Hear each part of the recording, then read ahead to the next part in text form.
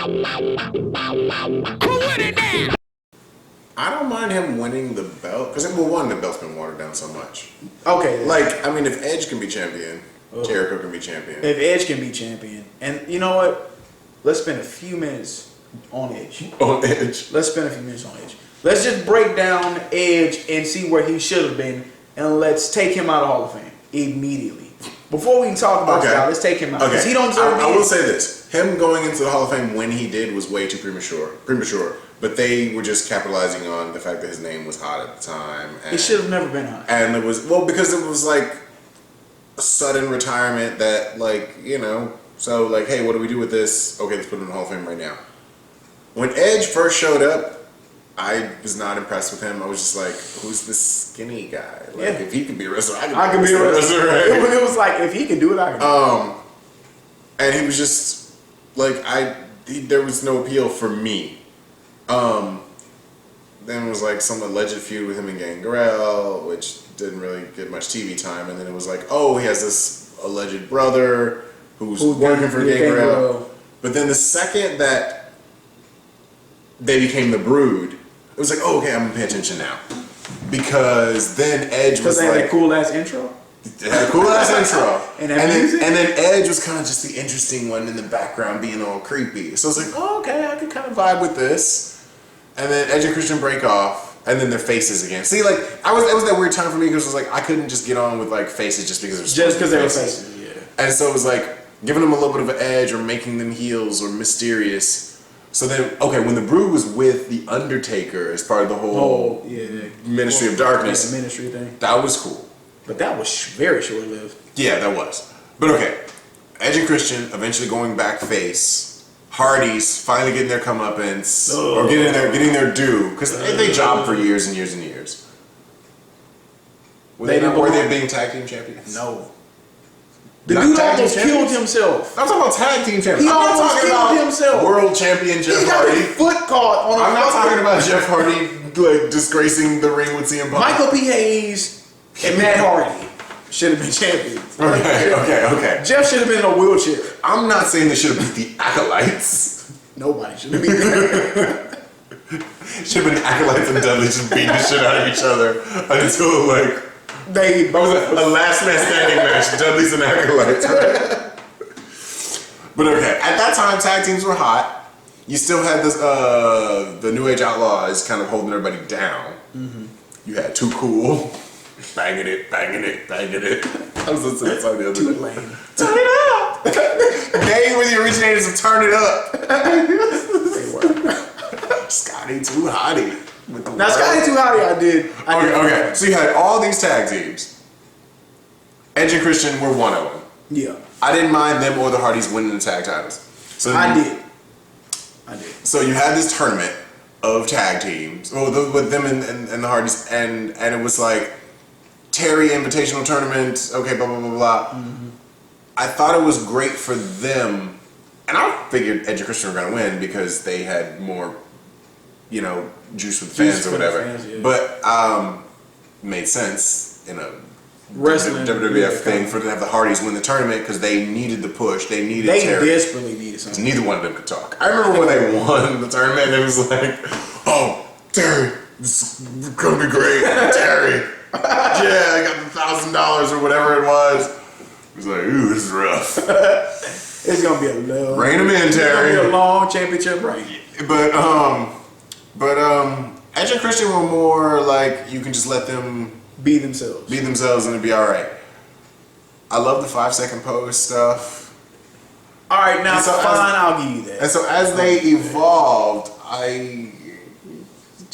Edge was cool, but then But you have to admit, if it wasn't for Kurt Angle, okay, this is what I'm getting to. They would've because I liked them as a heel tag team. I liked them as Kurt Angle's friend. Triple H and Stephanie are running shit. The Fact Regime, the McMahon Helmsley era. Yeah, that was good. It frustrated me when I saw the end coming because they were 7-time tag team champions. Way too many. They were 7-time tag team champions, and you saw that the split was coming. Yeah, you saw it. No, they had the concerto. That was a cool move. Though. Yeah, and it was cool. like they The New Age Outlaws didn't need to break up. Road Dogg ain't trying to be champion. They weren't gonna give Billy Gunn a shot. Right? So just stay. But yeah, they were young, so they had to. And then, you know, they could have been the Legion of Doom. This dude. All right, back to your homeboy for a second, though. We digress. I want to bury this dude. All right, lame finisher, lame character. His finisher's not the greatest. His lame name that they found, the Rated R Superstar. I like that with the spinning belt. That's fucking lame.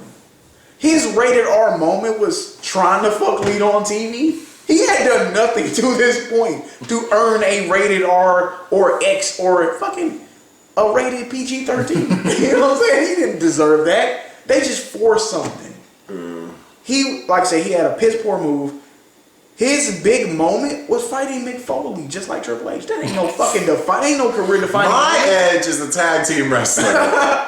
My Edge never became champion, basically. My Edge, I heard he was champion while I wasn't watching. My Edge showed up in a motorcycle helmet and speared Cena on that night that RVD won the title.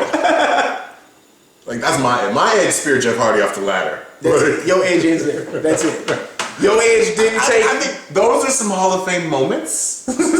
Like, very questionable. 7-time tag team champion, speared Cena, speared Jeff Hardy. I think he ended up like fucking 8 or 9-time world heavyweight champion, which is weird.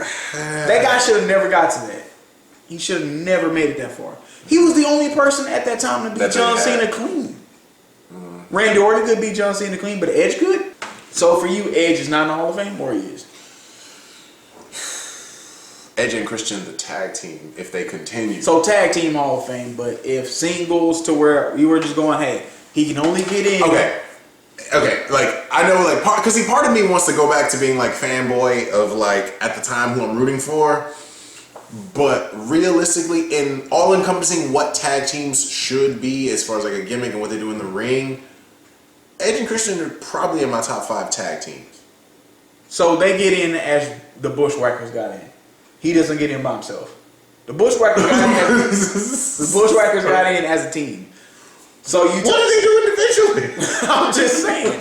So for you, Edge Arn Anderson got in as 4 Horsemen. That's it. The whole group got in. Because okay, I'm just thinking, like, when you watch a tag team match, there are certain things as far as team stuff, like team moves, and then like certain things suffer because of like the time. Like, I remember, okay, we're talking about that time where they had like Edge and Christian, the Dudleys, Hardys, Acolytes, still had the New Age Outlaws. There's a certain time where people want to see certain things in matches, and so you can't like devote the time you need to tag. Because like, you had the hardcore Hollies. You had some other teams, and like there's certain aspects to a tag team match where you have like ebbs and flows, hot tags and cheating, and certain teams with managers. And like if you like devoted TV time to like really developing that, you need a Edge and Christian. You need a beat 'em up. Yeah, you need a balance, and you need a kind of those underrated, like, you need a gimmicky thing like Too Cool to like. But I don't think you need the Hardys. You don't need Rikishi with it. You don't need the Hardys? Cause okay, the Hardys. That was a successful time for me because you could fill different niches. Like the Hardys were like, hey, we're like rock star kind of like. Yeah, we're desperately clinging to something. And then Edge and Christian were the like, hey, we're kind of pretty, but we're posing. And then you had like the Dudleys who were like oddball, but like they were the Wario, Wario and Waluigi. They were. And then the Acolytes were Bowser and Donkey Kong. So the closest thing to like Mario and Luigi is like Edge and Christian. Crazy. That's fucking crazy. But Mario can get in on his own. So Edge is Luigi. He's the tall one. All right then. Is Luigi a Hall of Famer?